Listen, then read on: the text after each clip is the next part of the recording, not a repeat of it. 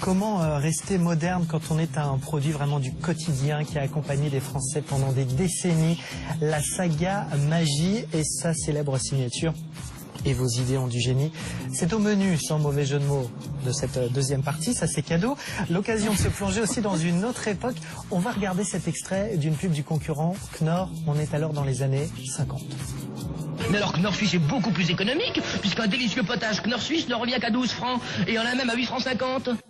On verra le spot en intégralité tout à l'heure, où vous verrez que ça a vieilli et que c'est littéralement d'une autre époque. Mais avant ça, la saga Magie.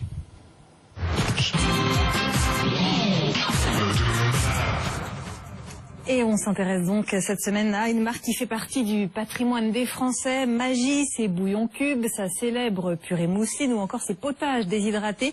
Une marque qui a su s'adapter à l'évolution des comportements alimentaires, des produits innovants et une communication qui l'est tout autant. C'est la saga signée David Doba. Dès le début de son histoire, au milieu des années 1880, Magie a compris l'importance de la communication. Une communication qui, avant de passer par le grand, puis le petit écran, trouvera dans la rue son véritable terrain d'expression. Dès 1910, Affiche et autres hommes sandwich feront connaître la marque suisse en France, et ça marche. En 1912, 5 ans après sa naissance, plus de 70 millions de bouillons cubes avec un K sont vendus chaque année dans l'Hexagone. Par la suite, ce sont les camions qui ne répondent pas encore au doux nom de food trucks qui feront leurs apparitions afin d'aller au plus près du consommateur pour lui montrer comment mettre en cuisine, si ce n'est du beurre dans les épinards, au moins les petits plats dans les grands. Mais dès 1950, à l'affût des dernières technologies, Magie profite de la démocratisation du cinéma pour en prendre possession, et avec Opéra Bœuf, les créatifs n'y vont pas avec le dos de la cuillère. Le film marquera les esprits au point d'obtenir le premier prix du Festival de la publicité à Cannes.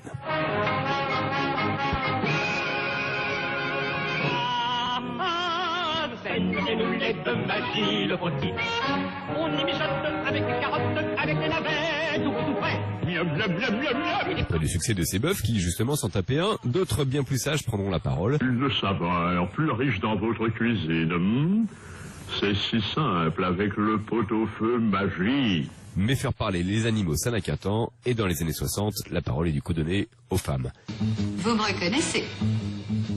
Et le nouveau potage Magie 4 saisons. Le connaissez-vous? Il contient du cresson, des poireaux. Des femmes qui, émancipation oblige, rendent leur tablier et n'ont plus envie de passer leur journée derrière leur fourneau, même pour faire plaisir à leurs délicieux époux. Magie 4 saisons. Un potage frais, nourrissant et pourtant si léger. Demain sur votre table, Magie 4 saisons. Partant du principe que quand on n'a rien à dire, il vaut mieux se taire, dans les années 70, la marque se fait particulièrement discrète, trop peut-être, préférant en faire parler les marques filles, une prise de parole, ou plutôt de chansons qui deviendra culte quelques années plus tard. Les enfants, à table, il y a de la purée mousseline. Quand je fais de la purée mousseline, Pierre arrive avec son lapin blanc, Sophie met une jolie nappe, Marie de sa maman. Les garçons sont très contents, et voilà tous mes gourmands. Quand je fais de la purée. Fort de ce succès, Magie, non content de faire chanter les plats, va se mettre au diapason en confiant les clés de sa communication à une véritable icône, et c'est ainsi que Serge Gainsbourg lui-même va se retrouver à lui servir la soupe. Magie, Magie, la nouvelle façon de souper. Une soupe Magie pour ma tontonquine. Une soupe chinoise pour ma tonquinoise. Magie, Magie. Champignons noirs pour ses yeux noirs. Magie, Magie. Et vermicelle parce qu'elle est belle. Oui, c'est l'extase, la soupe chinoise de ma tonquinoise. Magie, Magie. S'en suivront une pléiade de jeunes réalisateurs en devenir, de Patrice Lecomte à Gérard Jugnot, en passant par Jean-Paul Goude. Tous mettront avec plus ou moins de succès leur grain de sel et la main à la pâte. Un petit bouillon dans l'eau de cuisson. Après avoir mis les femmes puis les hommes en cuisine, Magie continue au début des années 90 à suivre l'évolution de la société. Une société qui va vite, très vite, et qui en a ras-le-bol des repas interminables. Quand on n'a pas envie de préparer le repas, On peut tout de même savourer un bon petit plat. heureusement il y a Bolino, Bolino, Bolino, un bon petit plat tout chaud. Bolino, Bolino, c'est tout simple à préparer. Bolino, Bolino. 5 minutes et dégusté. À l'aube des années 2000, la marque soucieuse d'offrir de nouveaux produits décide donc de se lancer dans les surgelés, mais pas loin de se prendre un bouillon, elle changera son fusil d'épaule et reviendra, non sans un certain humour, à son ADN. Au troisième bip, il sera exactement 13h, 15 minutes et 30 secondes. Ah ouais? Irresistible, au moins 7 minutes d'intelligence par jour. Problème, la campagne a un goût amer et sur pression d'un certain nombre d'associations, elle sera très vite retirée des écrans au profit de campagnes plus soft et surtout plus produits. Comment faire d'un si petit pot un si grand velouté? Depuis 2010, c'est le retour des valeurs familiales. Magie recentre donc sa communication. Petit pot de grand velouté et une gentille maman t'aider. Histoire de ne pas oublier que c'est encore dans les vieux pots que l'on fait les meilleures soupes. Que de souvenirs avec cette saga Magie. On va en parler avec Claire Madoré. Vous êtes directrice marketing de Magie. Votre compère cette semaine, Philippe Jourdan, Olivier Dahan, vous êtes directeur commercial de Publicis Conseil. Et donc, pour prendre de la hauteur, je cite, c'est en tout cas ce que nous a promis en antenne, Philippe Jourdan, vous êtes président de Promise Consulting. Claire Madoré, on vient de le voir dans le sujet de David Debar. On est vraiment avec Magie sur une marque patrimoniale qui a évolué en même temps que la cuisine. C'est exact. Donc en fait, Magie, tout au long de son histoire, inspire les femmes, les hommes en cuisine.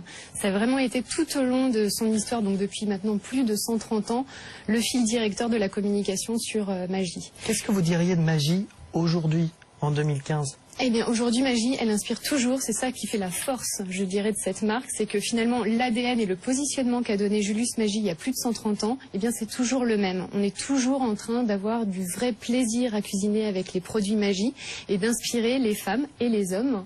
Donc toujours sur l'innovation produit et toujours sur l'innovation en termes de communication. Olivier Dahan, c'est ça le défi avec une marque comme Magie, c'est une marque patrimoniale et il faut essayer qu'elle se ringardise pas. Le reportage qu'on vient de voir est très bien fait parce qu'on montre bien toute l'évolution de la marque en termes de communication, mais on voit aussi à quel point cette marque a su évoluer et répondre à toutes les attentes des différentes populations. Au début, c'était les femmes, l'émancipation de la femme, c'est le point de départ d'ailleurs de Julius.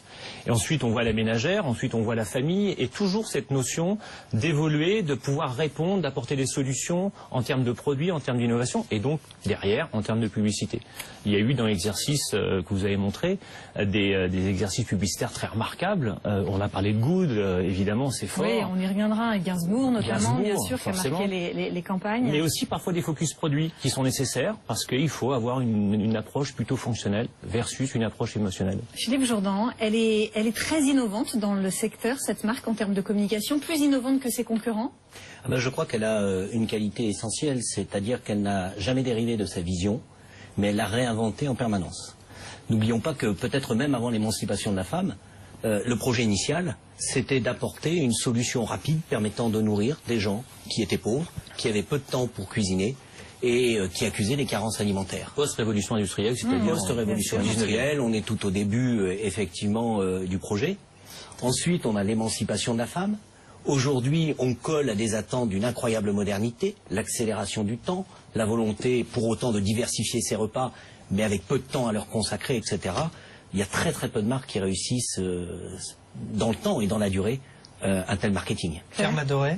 Je voulais juste rebondir sur ce que disait Philippe. Je trouve ça franchement formidable ce qu'a lancé Julius Magie, donc il y a 130 ans, qui sont la première innovation, c'était ces farines de légumineuses.